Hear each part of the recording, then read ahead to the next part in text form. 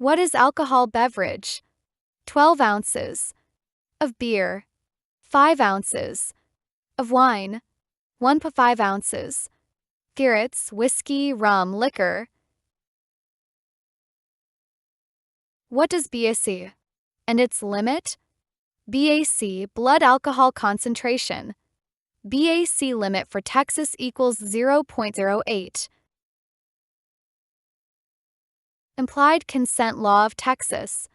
The implied consent law in Texas states that, if you are arrested by an officer who has probable cause to believe you have been driving while intoxicated, you automatically consent to one or more chemical tests to measure your blood alcohol content, BAC.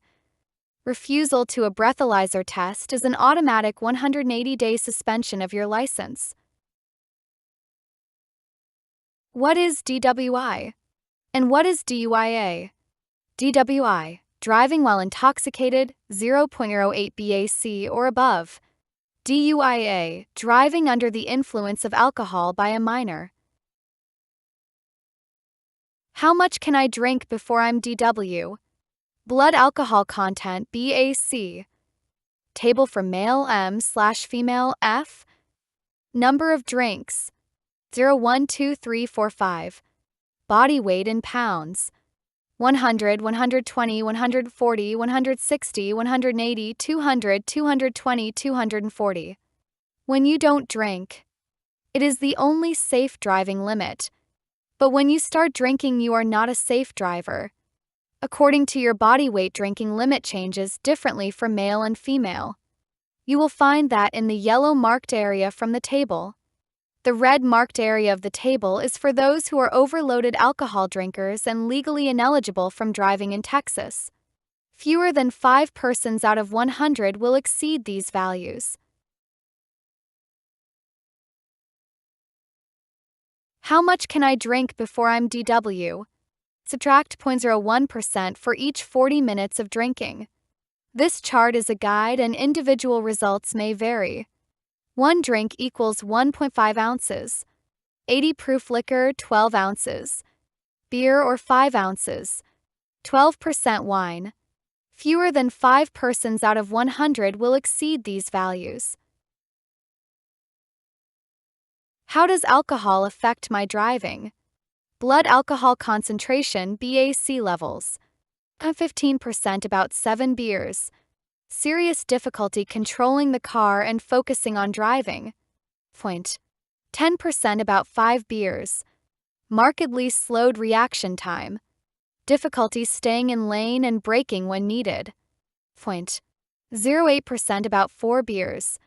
Trouble controlling speed. Difficulty processing information and reasoning. 0.05% about 3 beers. Reduced coordination and ability to track moving objects. Difficulty steering. 0.02% about 2 beers. Loss of judgment. Trouble doing 2 tasks at the same time. How is alcohol eliminated from the body?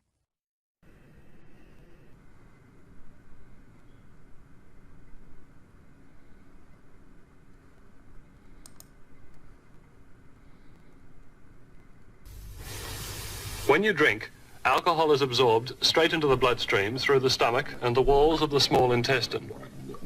If you have food in your stomach, the alcohol may take a little longer to be absorbed. But once it's in your system, there are only a few ways the body can get rid of it. A little goes out through the kidneys and the urine. A little may be sweated out. And some is breathed out through the lungs,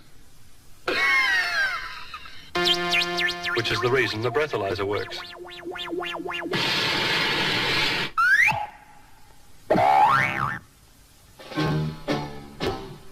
But most of it, over 90%, must be got rid of through your liver, which breaks it down and burns it up. If you've got a healthy liver, it will only get rid of the alcohol contained in about 1 normal-sized drink per hour. That means 1 glass of beer, 1 small glass of wine, or 1 nip of spirits per hour. It can't work any faster. Nothing will speed it up.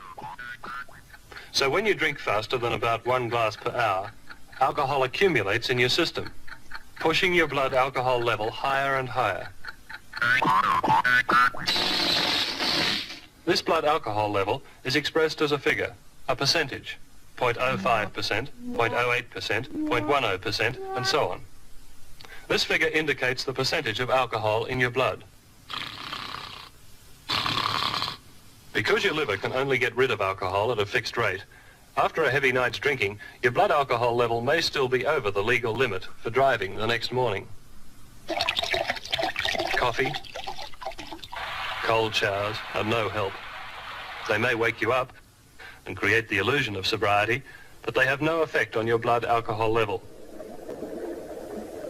The only way to get sober is to give your liver the time to break down the alcohol in your system. Why do teens drink alcohol? Peer pressure. When you're a teenager, you're constantly bombarded with good and bad advice, life lessons, homework, chores, and peer pressure. Often that pressure comes in the form of drugs and alcohol. It can be very difficult to say no at this age because you're afraid others will think you're lame or that you might get rejected by some of your peers. Even though you might know the real dangers of using drugs and alcohol, you still might have a hard time saying no. Well, the key to saying no is to practice what you'll say before you get in a situation where you're offered drugs or alcohol. That way, when the time comes, you're ready. Take some of these peer pressure related statements, for instance. Come on, everybody's doing drugs. Your response? I think plenty of people aren't doing drugs. Anyway, it's not right for me. Perfect. Here's another one. Hey, probably make you feel good.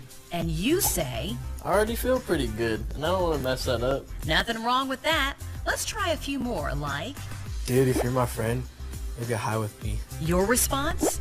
I really like you. I just don't like drugs. And let's not forget these. Come on, dude. Nobody will know. And This is really cool stuff, man.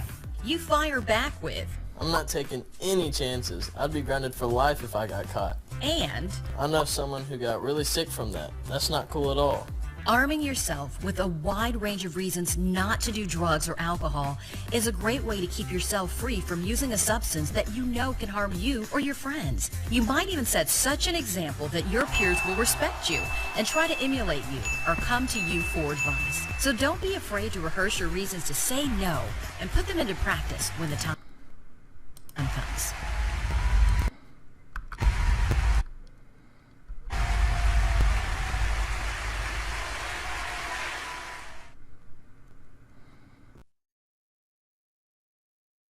What is considered drugs?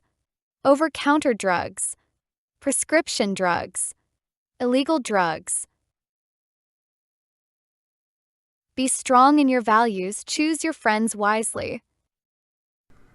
The people you are hanging out with are not your friends. I want you to ask yourself this question. Are they raising you up or pushing you down? Are they helping you grow or holding you back? You have something special inside of you. I can see it. But I feel like the people you hang around, they have their own agendas. And I've had people like this in my life before. People who wanted to get close to me, used me to get what they wanted, and then once they got it, they left. So you can't call everybody your friend. The word friend comes from a European word, friend, meaning to love. These people, they don't love you. They don't belong in your squad. A squad is a team of people who you go to war with. They fight with you. You fight with them. You fight together. See, a true friend isn't somebody who makes your problems disappear, but they are the ones who won't disappear when you face problems. See, fake friends are like shadows. They're around you during the brightest times, but they disappear during the darkest times. So I'm going to tell you this. It's better to walk alone at night than with a fake friend in the light. Better an enemy attack you than a fake friend hug you. See, I know sometimes it's fun hanging out with them. You laugh, you joke, but see, that don't mean much. It's easy to be friends when things are going well. But what about when things ain't going well?